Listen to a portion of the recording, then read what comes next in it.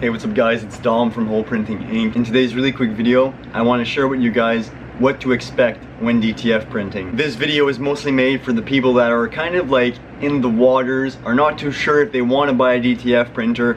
If they have bought a DTF printer, they're really new to DTF printing and they're not too sure what to expect. I know personally when I started DTF printing, I was really confused and I wasn't too sure what to expect. So I've been doing this now for 2 years. In this video, I'm going to be sharing with you guys what to expect so you don't have to go through the trials and tribulations I had to go through. You're going to need a decent power outage, meaning plugs. You're going to need decent plugs. I obviously made a full direct-to-film course. You guys can go take a look at that course. It's right here. It's free on YouTube. It's like 1 hour. I go in depth into every single detail of DTF printing. But you're going to have a 20 amp plug, ideally, for your DTF oven. Now your DTF oven is absolutely a crucial part of the process if you want to speed up the process without having to actually heat press it and hover over your sheet. I also showed you guys how to bake a sheet without the DTF oven, again in my DTF class. If you do have the luxury to be able to have an oven, you're going to need a 20 amp plug, ideally with a reset in the middle. This is going to ensure that if ever this oven malfunctions, it's not going to affect your electricity. This oven is from China, and no hate against China, it's just not the same regulations as we have here in Canada. So sometimes, especially the older oven that we had, it actually kind of burnt in the back. They have changed it in the new recent ovens, so you guys will probably not have to face this problem, but it's still something to take into consideration. Make sure you have sufficient power, ideally a 20 amp plug for your DTF oven. Now moving on to your DTF printer, a 50 amp plug will do, so your basic plugs. It's going to do the trick. If ever you are to put it on an extension cord as we have done, make sure it's those big extension cords. You want a 12 gauge. I'm not too sure if I pronounced it properly, but you want this one right here, 12, okay? So once you have the 12 one, it's going to be ideal. And from there, guys, you're going to be able to plug your DTF printers on an extension cord if ever that's the case. I suggest you guys get the absolute best supplies. We sell everything from DTF powder, ink, sheets, and so much more, even accessories. You want to make sure you spend the sufficient money, even though it's a bit more expensive than your Chinese supplies, because it's going to give you a long-lasting print that's going to last many washes. Last thing you want is you start DTF printing, you think everything's going good, and you realize that you could be having prints that are way more vibrant and are going to last way longer. Last thing you want, guys, is you are printing a bunch of sheets, you're stacking up your sheets, you start pressing them, and you peel them and they all rip off. That means that either it was improperly cured, which we're going to get into in a few seconds, or most likely that the supplies that you've been using are very cheap. From the transfer sheet to the ink to even the powder. You want to make sure that you guys get the best absolute supplies for your DTF experience. It's going to make it so much better. When I started, I wanted to save some money, so I bought the cheapest supplies and I got also the cheapest results. And I also got really frustrated and thought that direct-to-film was not for me. I realized that yes, direct-to-film was for me, and it was just my relationship with the supplies that I was getting for my direct-to-film printers that were not sufficient enough to be able to produce the results I wanted. Once I upgraded my supplies, and like I said, we do sell all the supplies linked down below, we got really nice results and we're never going back. I love direct-to-film printing, and I can confidently say that if you get the proper supplies, you'll never run into problems. Another thing I want to say, stack up on an extra print head. Print heads are quite expensive, especially here in the Canada and US, but it's absolutely worth it. Get the original DTF print head. We do sell the print head down in the description. This print head is 100% original. It comes directly from the suppliers of these printers, so you know you're getting the absolute best print head.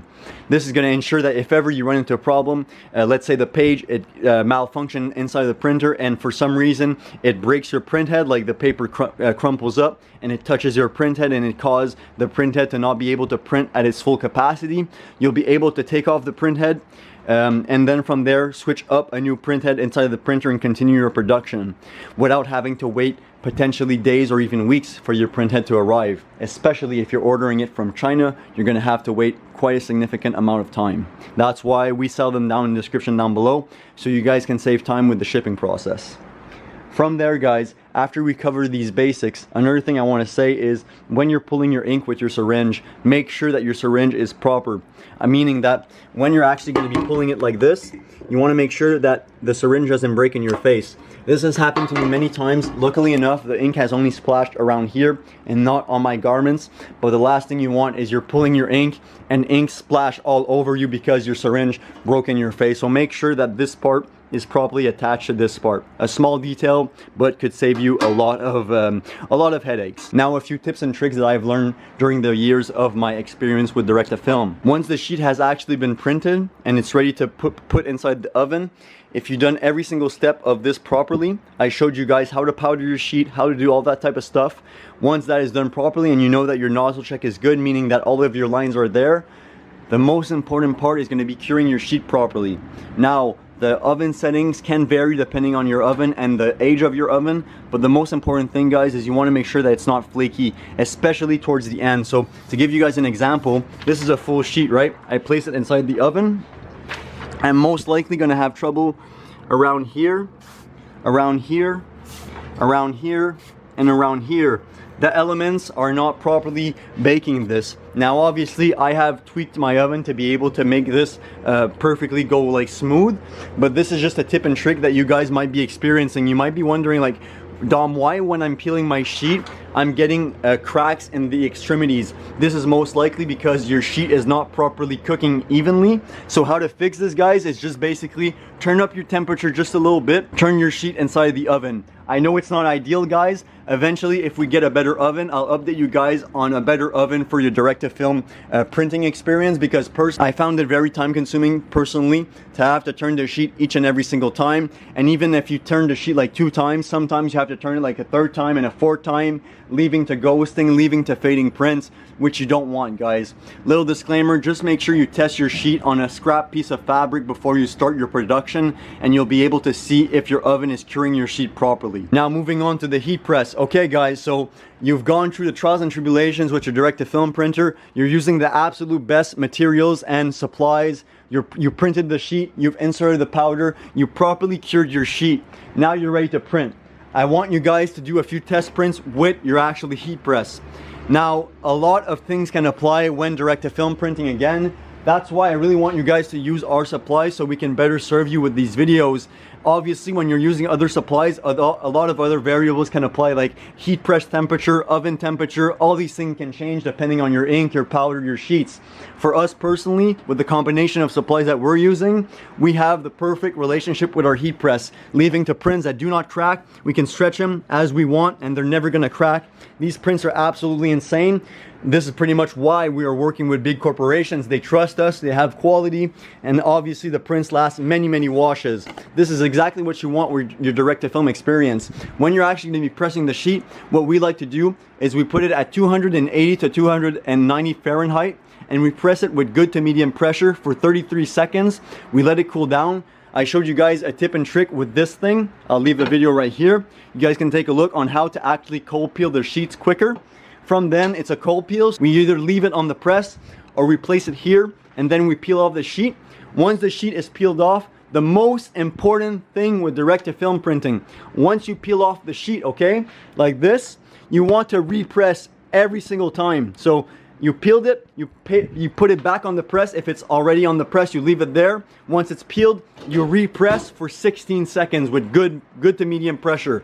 This is going to ensure that the print lasts many washes, because once you peel it, the print kind of becomes, for lack of better words, it becomes kind of like weak.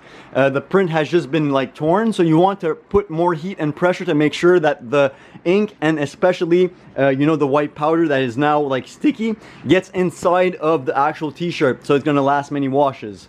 This is the most important thing. You want to make sure that after you cold peel, you repress your sheet for the shirt to be able to last many washes. One last thing, guys, do your maintenance every single day on your direct-to-film printer. This is a no-brainer. I've covered this in so many videos, how to do your maintenance right here. If you do your maintenance every single day, you're gonna save your print head, you're gonna save your printer, and you're gonna have your print head for way longer than if you were to like skip your maintenance. Last thing you want, guys, is a clogged print head. Once your maintenance has been done, always do a nozzle check to be able to see the diagnostic of your printer.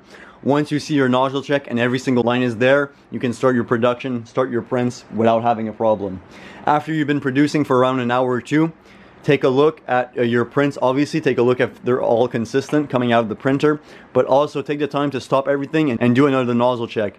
This is going to ensure a proper diagnostic of the printer and save you many prints and potentially save you garments that could have been otherwise discarded. If you found this video somewhat helpful and it shines some light on what to expect for direct-to-film printing, make sure to leave a like, comment down below, and subscribe if you're new. This was Dom from Hole Printing Inc. Make a print you'll never forget.